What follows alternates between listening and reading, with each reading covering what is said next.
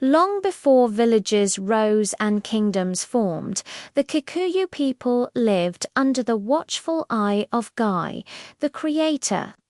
From his home on the sacred mountain Kirinyaga, known today as Mount Kenya, Ngai shaped the very beginnings of a people.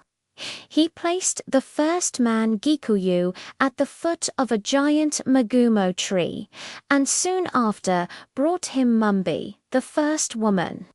They became the parents of 9 legendary daughters, the mothers of all 9 Gikuyu clans. This isn't their story.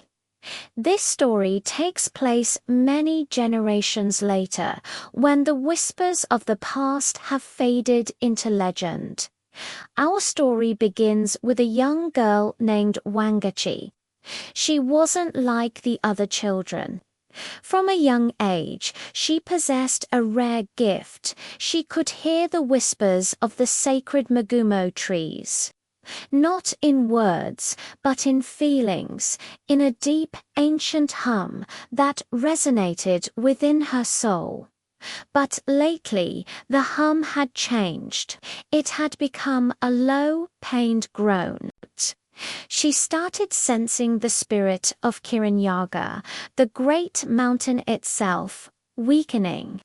Strange things began to happen across the land. The ground would tremble for no reason, not with the force of an earthquake, but with a shudder, as if the earth itself was sick. Rivers that had flowed for generations suddenly ran dry, their stony beds exposed to the harsh sun, and most terrifying of all, the sacred fig trees, the mugumo, began to wilt. Their leaves turned brown and curled at the edges, their mighty branches drooped. This was something unheard of in all of Kikuyu history. The elders gathered in worried circles, their faces etched with fear. They believed the spirit of Ngai was angry that the people had somehow transgressed. Sacrifices were made, prayers were chanted from sunrise to sunset, but the land's sickness only worsened. The whispers in Wangeci's mind grew louder, filled with a desperate urgency she couldn't understand. One night, as the village slept under a starless sky, Wangeci fell into a deep, sacred dream. She found herself not in her hut, but in a grove of vibrant, healthy mugumo trees, bathed in a soft, ethereal light. Before her stood a woman of timeless beauty and immense power. Her eyes held the wisdom of ages, and Wangeci knew, without being told, that she was in the presence of Mumbi, the great mother of the Kikuyu people. Mumbi's voice was like the rustling of 1,000 leaves. She explained that Ngai was not angry. The problem was far older, far more dangerous. An ancient curse, one sealed away by Mumbi's own 9 daughters at the dawn of their time, had been broken. A darkness from the time of origins, a malevolent force known only as Thaayu.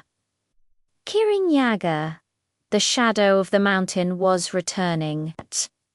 This shadow was not a simple spirit of anger. It was a void, an emptiness that consumed life, light, and memory. Mumbi told Wangeci that the shadow had been imprisoned by the combined strength of the 9 clans, a pact of unity and balance. But that pact was now fractured. The seal was broken. The shadow was seeping back into the world, poisoning the land from its spiritual heart, the mountain. Mumbi's warning was clear. Only someone born with the ancestral gift, someone who could hear the land's true voice, could restore the balance.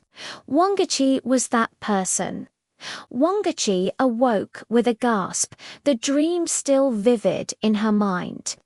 The weight of her destiny settled upon her. She had to journey to the top of Kirinyaga, a place so sacred that few had ever dared to climb its highest peaks.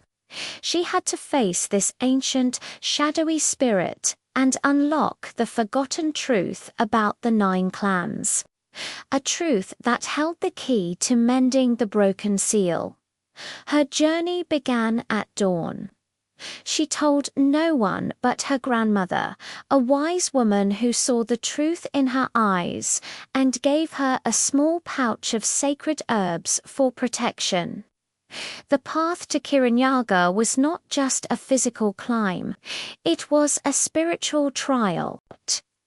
She ventured into dense, misty forests where the trees seemed to watch her with silent judgment. In these woods, illusions and whispers from the growing shadow tried to lead her astray, showing her images of her village thriving, tempting her to turn back to a life of blissful ignorance.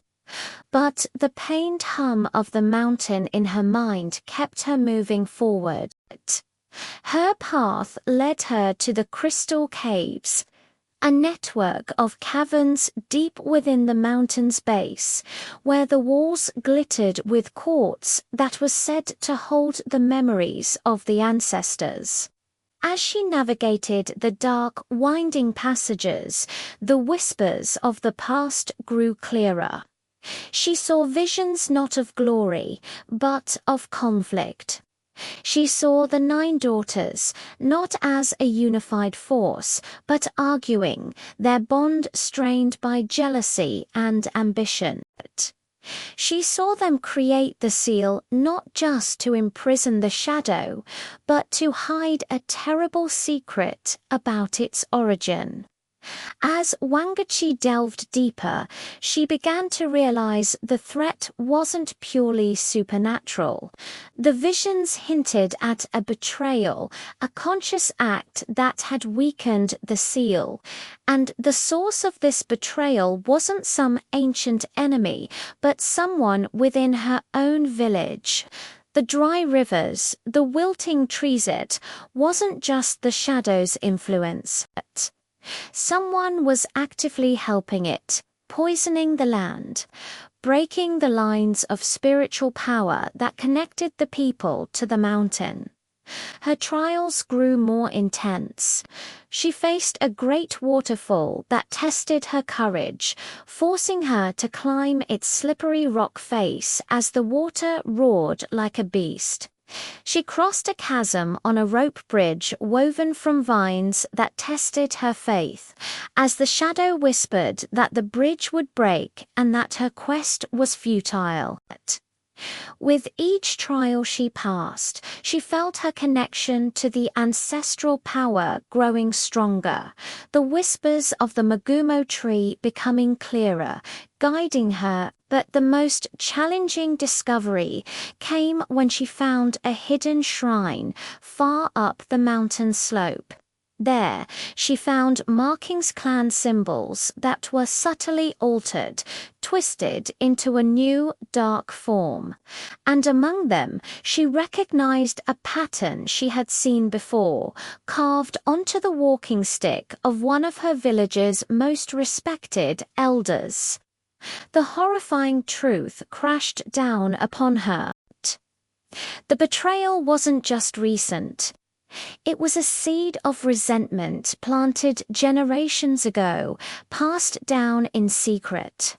A hidden faction within one of the clans that believed they were denied their rightful power by the other 8. This faction was now actively working to unleash the shadow, believing they could control it and reshape the Kikuyu people under their own rule. Wangeci was now faced with an impossible choice. As she nears the summit of Kirinyaga, the shadow's influence spreads like a plague across the land below. The sky darkens, and a palpable fear grips the villagers. She holds the key to stopping the shadow, but the truth she has uncovered is a weapon in itself.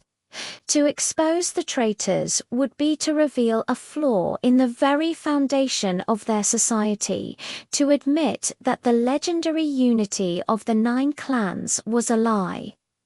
It could shatter her people's faith and ignite a civil war far more destructive than any supernatural threat.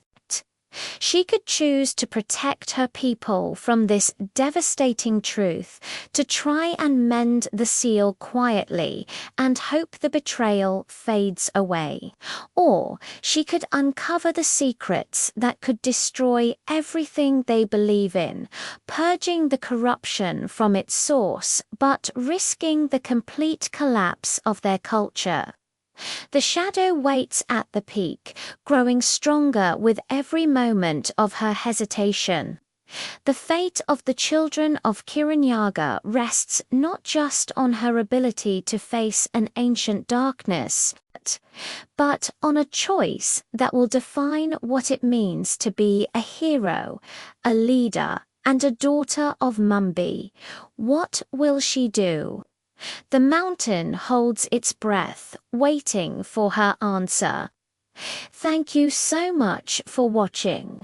If you're captivated by the story of Wangeci and want to see how her journey unfolds, make sure to hit that subscribe button and turn on notifications. We explore myths, legends, and epic tales from all over the world right here. Let us know in the comments what you think Wangeci should do. Until next time, stay curious.